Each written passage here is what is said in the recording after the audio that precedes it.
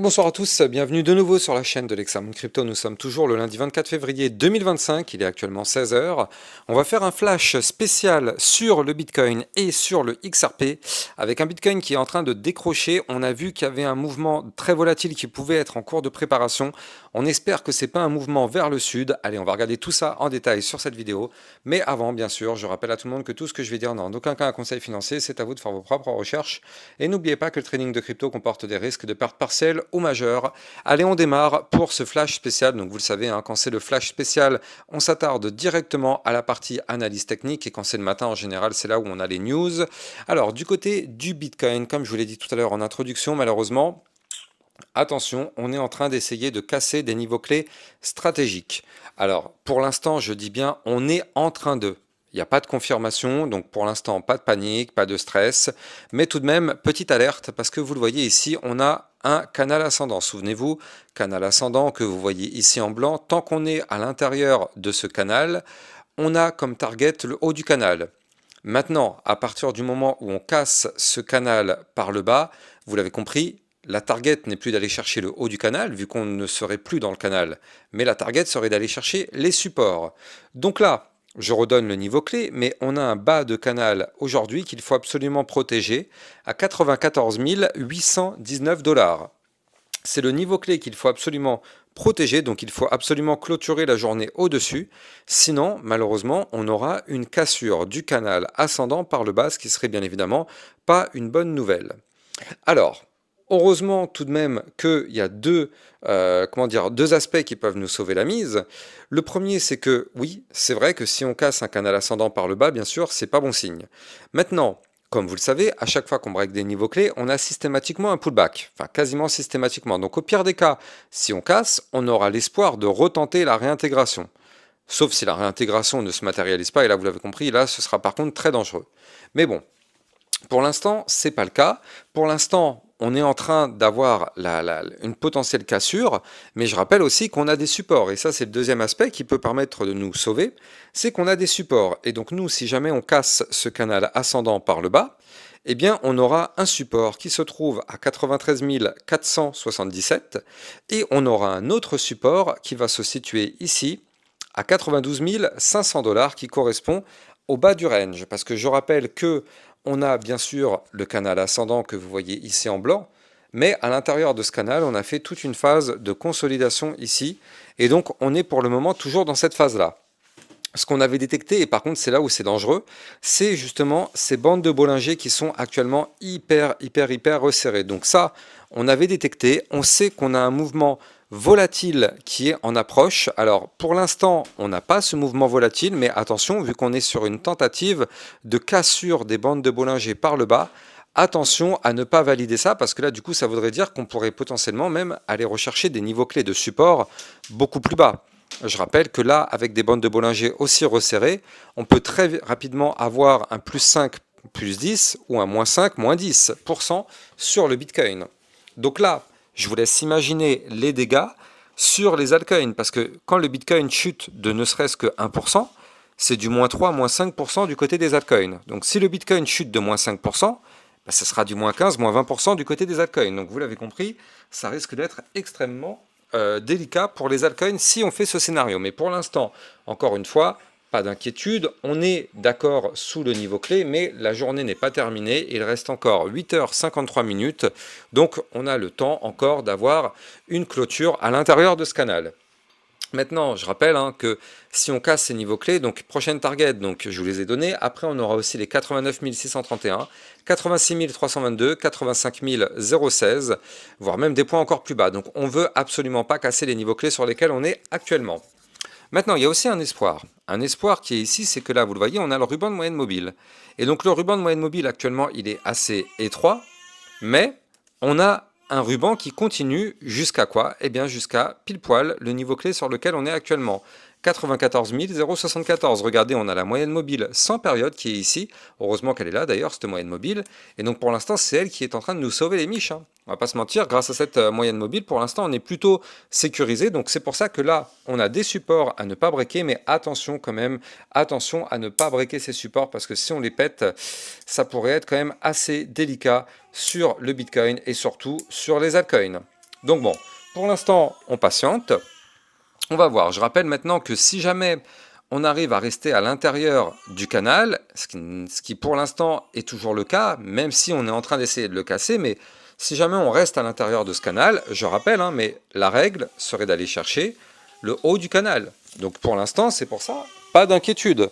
Pour l'instant, il n'y a pas d'inquiétude à avoir du côté du Bitcoin, parce que effectivement, ça va, ça tient. On est sur une situation plutôt correcte pour le moment. On a toujours l'espoir de rebondir sur ce bas de canal, casser la résistance des 96 188 qui pour l'instant nous rejette, aller chercher notre ruban de moyenne mobile 98 018, casser ces niveaux clés, et là vous l'avez compris, direction les 107 000 $. De toute façon, je le dis et je le répète, tant qu'on est à l'intérieur du canal ascendant, la règle est d'aller chercher le haut du canal ascendant. Ça, ce sont des règles de base du trading. Quand on est dans un pattern haussier, la règle de base est d'aller chercher sa target. Bien sûr, ce sont des théories. C'est pas pour autant que on ira chercher exactement sa target, mais en tout cas, ça veut dire tout simplement que tant qu'on est dans le canal haussier, la direction va vers le nord. Quand on casse le canal haussier, la direction est vers le sud. C'est aussi simple que ça. Ce sont des bases du trading. Bref. Pour l'instant, en tout cas, voilà, prudence du côté de notre Bitcoin. Et je rappelle tout de même, il faut le noter, hein, ça aussi c'est quand même assez délicat, mais on a un Bitcoin qui est dans une phase de consolidation depuis maintenant quand même quelques temps, depuis le 3 février. Et donc là, eh bien, on est en train d'essayer de casser toute cette phase de consolidation. Donc là aussi, hein, il y a quand même un petit warning qui est actuellement sous nos yeux là. Il y a un petit warning quand même à prendre en compte, c'est que là, oui, effectivement, on est sur eh bien, une tentative de cassure de canal, de range, pardon, vous le voyez en vue court terme, tac, on a ce range.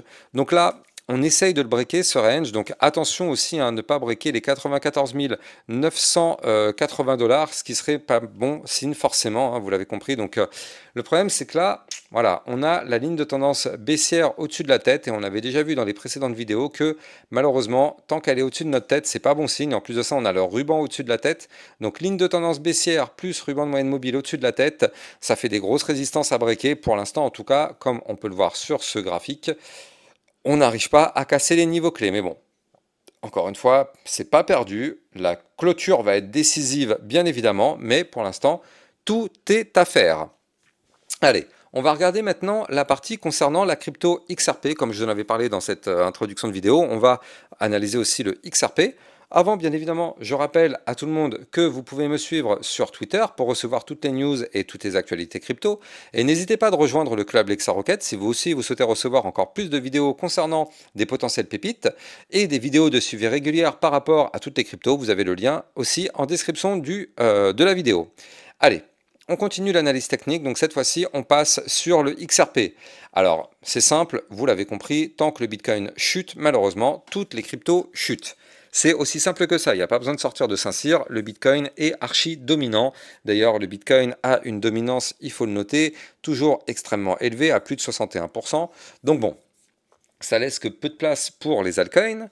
Et donc là, du côté de notre XRP, comme vous pouvez le voir, malheureusement, on n'a pas réussi à franchir la ligne de tendance baissière. Comme vous le voyez ici, ce trait bleu, eh bien, c'est notre ligne de tendance baissière. On n'a jamais réussi à breaker cette ligne pour le moment. Donc tant qu'on est sous cette ligne, malheureusement, on est bloqué, hein, et à chaque fois, vous le voyez, on touche la ligne, on touche, mais on n'y arrive pas. Donc, qu'est-ce qui se passe? On savait qu'on allait avoir un mouvement. Ici, on était dans une phase de compression. Souvenez-vous, dans ma dernière vidéo, je vous avais dit que là, attention, côté XRP, il y a une phase de compression. On avait la ligne de tendance baissière ici, et on avait le haut du range. Donc, on avait comme support ici le niveau clé des 2,6027 $. Et donc, on savait que là, on arrivait dans une zone de convergence, justement, dans laquelle soit on allait breaker la ligne de tendance baissière par le haut pour exploser, soit on allait casser le support du haut du range, malheureusement, pour chuter. Bon, bien sûr, le Bitcoin s'est mis à chuter à ce moment-là, donc forcément, l'XRP se met à chuter lui aussi. Donc là, vous le voyez, on réintègre le range par le haut, ce qui n'est pas forcément bon signe. Je rappelle, hein, la target théorique, quand on réintègre un range par le haut, la target théorique serait d'aller chercher le bas du range. Donc je vais vous donner ce bas de range. Attention, bas du range, zone de support 2,2023. On a quand même un support intermédiaire juste au-dessus qui se situe à 2,3771. Donc pour l'instant, tant qu'on est au-dessus de ce support, ça va. Mais attention, si on le pète, ce sera pour aller chercher le bas du range. Donc pour l'instant, c'est pas tip top, hein, du côté du XRP. D'autant plus que là, bah, de toute façon, on le sait, hein, tant qu'on est sous cette ligne, on sera bloqué. Maintenant, il y a quand même un petit espoir, c'est que là, vous le voyez ici, on a formé un premier creux. Ok, il est là, il est ici, il est présent. Parfait, vous le voyez sur l'écran. Maintenant, si jamais on chute et qu'on arrive à former un deuxième creux plus haut que le précédent, ou du même niveau que le précédent, c'est-à-dire au-dessus des 2,3217, alors dans ce cas-là, on aurait l'espoir de former, pourquoi pas, un premier bottom, deuxième bottom, qui, je le rappelle, est une figure chartiste de retournement haussier. Donc là, tant qu'on est au-dessus du niveau clé que je viens de vous donner, on a l'espoir de le valider. Si maintenant on casse le niveau clé, l'espoir s'envole. Pour l'instant, on est au-dessus, donc on garde espoir. En plus, grâce à ce pattern, si on arrive à le valider, ça nous permettrait de casser la ligne de tendance baissière par le haut, et donc dans ce cas-là de reprendre la trajectoire haussière. Je rappelle que du côté du XRP, si on reprend une trajectoire haussière, alors dans ce cas-là ce serait pour aller chercher les 2,7170, voire même les 3,20 ou encore les 3,34, voire même les 3,5 ou encore les 4 $.